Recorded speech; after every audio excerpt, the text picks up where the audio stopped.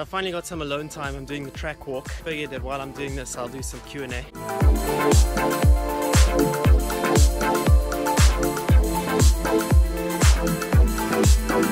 Greta wants to know what I do to stay physically fit for this kind of racing. It's actually very different to when you race cars that look like Formula 1 cars called single-seaters. In Formula 1 looking cars, you need strong upper body, specifically your shoulders and your neck, whereas in GT racing that's not really used that much. You need strong legs because the braking is the most important element. For that you just do lots of running, squats, as little weight as possible, because in my case when I use weights I put on weight. It's never ideal, so I only do body weight exercises, but as much running as I can.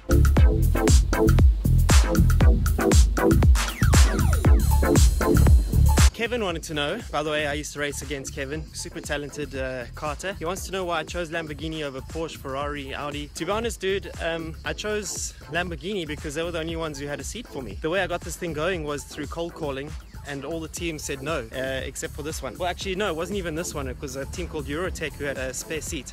That's why I chose Lamborghini, pretty much.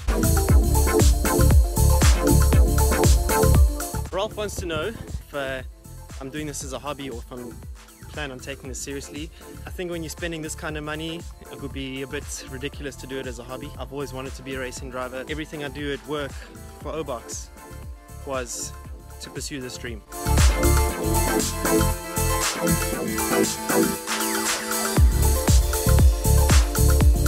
Madison wants to know if I'll race GT cars in America. Of course I would. I'd race GT cars anywhere. Just a matter of getting offered the position to drive there, I suppose. There's some legendary tracks in America which I want to experience myself. Road America and Watkins Glen, Laguna Seca. If anyone has a spare GT car that they want me to race in America, you just tell me when and I'll be there.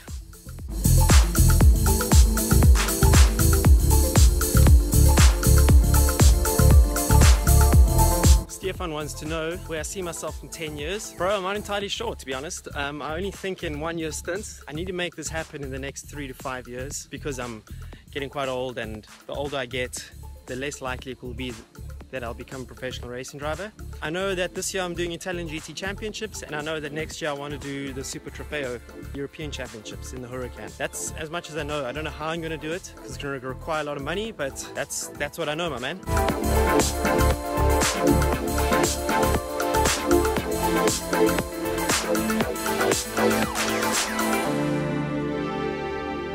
Paul wants to know what advice I could give a young karter who wants to become a professional. It definitely takes a lot of willpower and desire. None of this is easy.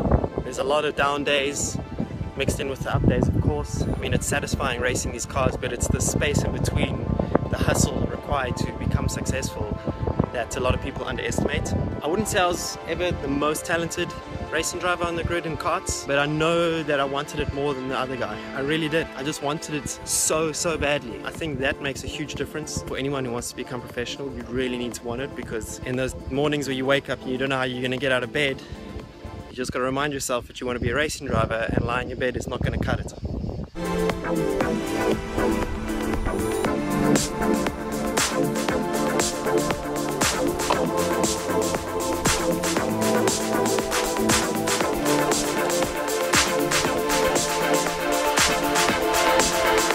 I think that wraps up this week's Q&A. Thanks to everyone who sent me questions. I really appreciate it. I want to answer as many as I can, as often as I can, so please don't stop them from coming through. I apologize for the windy microphone. It's a bit breezy on the racetrack, but yeah, I'm going to finish my track walk and then go for a run. Thanks for watching. Let's go racing.